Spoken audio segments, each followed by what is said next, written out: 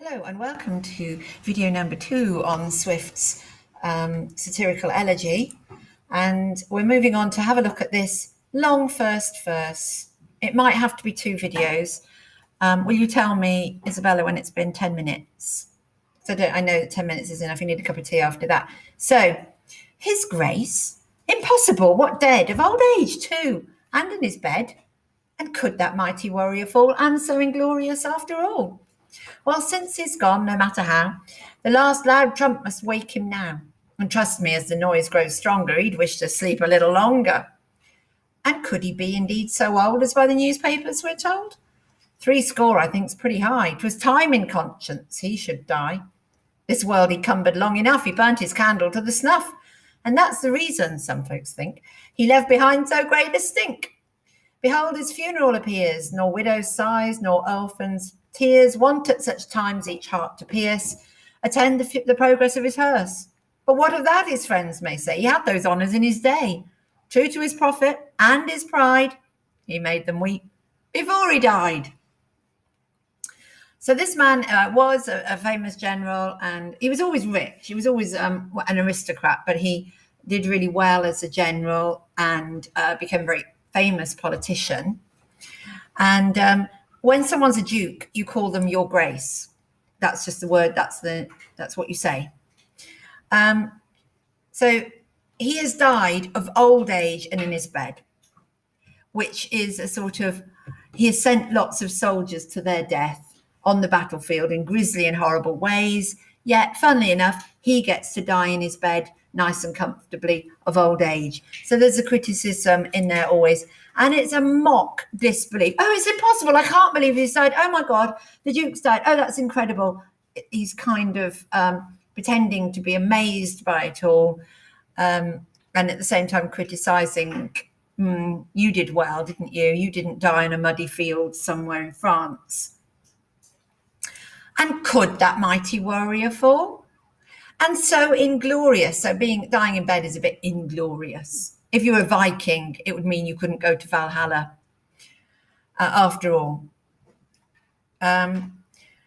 So there's a bit of mock. Oh, I don't believe it. Oh, really? In his bed? Oh, how embarrassing. A bit of mock sarcasm there. Call it irony, though. Bit of irony there. You know he's really saying that old goat made sure he was all right, didn't he? Is what he's really saying.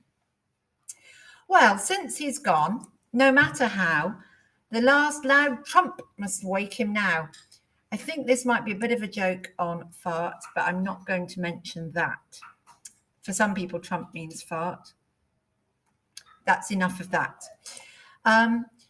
He's gone, he's died, and in heaven, or well, I don't really get this bit, but you wait for the judgment day when God's kingdom will come to earth. So in the Lord's Prayer, it goes, Our Father who art in heaven, hallowed be thy name, thy kingdom come, thy will be done on earth as it is in heaven. Oh no.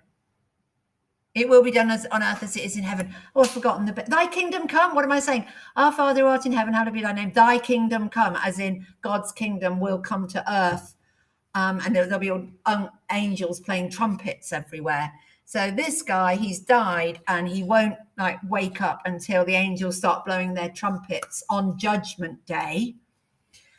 And trust me, as the noise of the angels with their trumpets gets stronger, he'd want to stay asleep. He won't want to face his judgment. He'd probably rather stay asleep than face his judgment, because he has been awful. And could he be indeed so old as by the newspapers? I can't believe he's that old. 70, which means 60.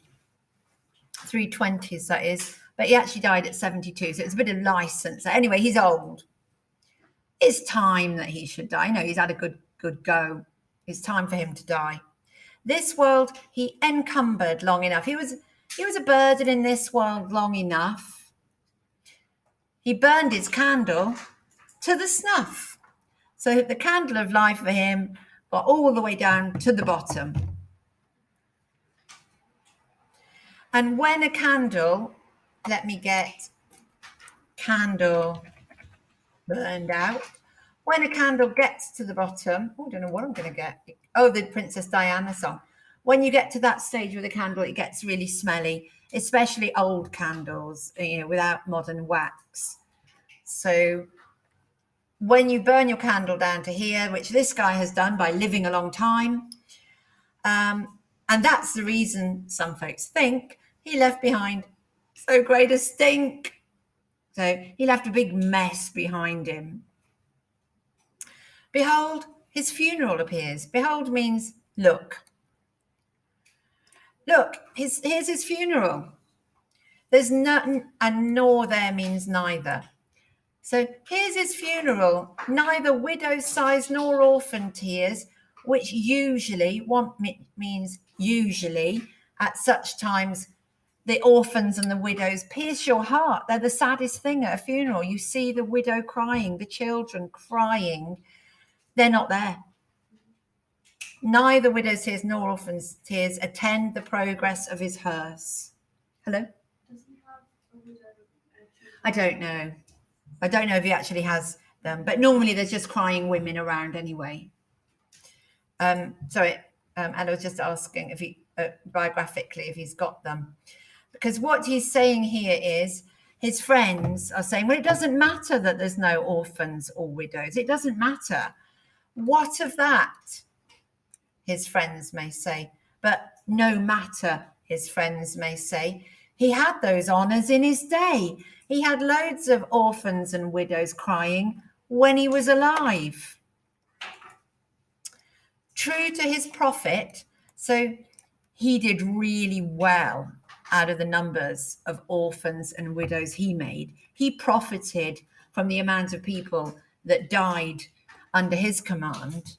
So true to his prophet, and he was really proud of it, he made them weep before he died. So that's a bit of a joke there. He didn't have them at his funeral because they were all crying all the way through his life. He got their menfolk killed. So he doesn't give us a lot of information. He doesn't give us the man's name, and he doesn't tell you the exact things he did about the widows and orphans and the wars that he waged and that might have gone a bit wrong. But you might think at the time you would know. So if you wrote a poem now about the ex-president and about the way he was, but didn't give much detail, you would think the people reading it would just know you meant Trump, and you would know about the racism, the misogyny, the lies, that you would know all those. I wouldn't need to write it all out for you. So maybe Swift is expecting we all know who I mean here.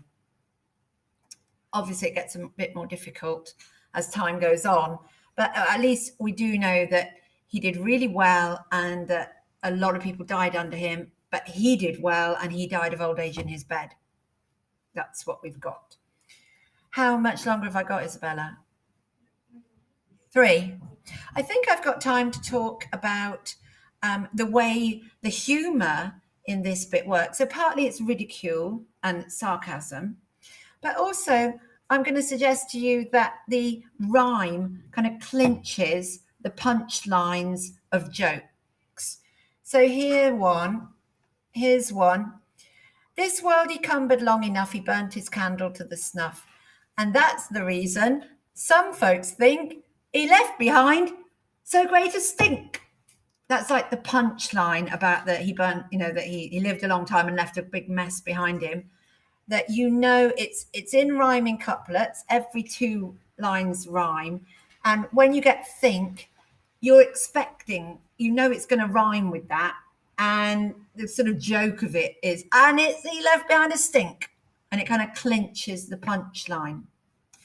Another example of it, all this leads to this punchline at the end. So look, here his funeral. There's no widows. There's no orphans. His friends say it doesn't matter. True to his prophet and his pride, he made them weep before he died. It's leading you to this. The humour is in the rhyme, clinching that punchline.